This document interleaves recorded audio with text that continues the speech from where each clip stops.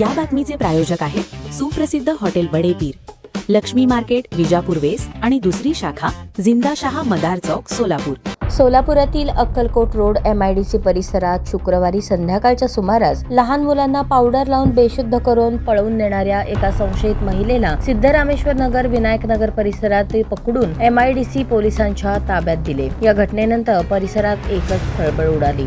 याबाबत अधिक माहिती अशी: सोलापुरातील MIDC अक्कलकोट रोड, सिद्धरामेश्वर नगर आणि विनायक नगर परिसरात सायंकाळच्या सुमारास एका संशयित महिलेने आपल्या जवळील पांढऱ्या रंगाच्या पावडरने लहान मुलांच्या अंगावर टाकून त्याला बेशुद्ध करून पळवून नेण्याचा प्रयत्न करत असताना त्या भागातील जागृत नागरिकांनी एकच गलका करून इतर नागरिकांना एकत्र केले आणि त्या संशयित महिलेला ताब्यात घेतले. महिलेच्या वागणुकीने नागरिक आणि महिला इतक्या संतप्त झाल्या की त्या महिलेला तेथील नागरिकांनी चांगलाच चोप दिला. तेव्हा त्या संशयित महिलेने सुरुवातीला 5 जणांची टोळी असल्याची माहिती दिली. नंतर पोलीस आल्यानंतर त्यांनी निर्दोष असल्याचा आवडला. महिलेच्या ताब्यातून पांढऱ्या रंगाची पावडर महिलांनी हिसकावून घेतली. ती पोलिसांच्या ताब्यात देण्यात आली. घटनेची माहिती कळताच MIDC पोलीस ठाण्यातील पोलिसांनी घटनेचे गांभीर्य ओळखून तातडीने घटनास्थळी धाव घेऊन संशयित मुलांना पळवून नेणाऱ्या महिलेला ताब्यात घेऊन चौकशीसाठी पोलीस ठाण्यात नेले आहे. दरम्यान कालच महाराष्ट्रात मुलांना पळवून नेणारी टोळी सक्रिय असल्याची माहिती ऐकायला मिळाली. आज सोलापुरात याच प्रकरणावरून एका महिलेला जागृत महिलांनीच पकडून पोलिसांच्या ताब्यात दिले. आता पोलिसांनी योग्य तो तपास करून खरीच अशा प्रकारची टोळी सक्रिय असेल तर मुळापर्यंत जाऊन त्याचा छडा लावला पाहिजे, अशी मागणी आता नागरिकांमधून व्यक्त केली जात आहे.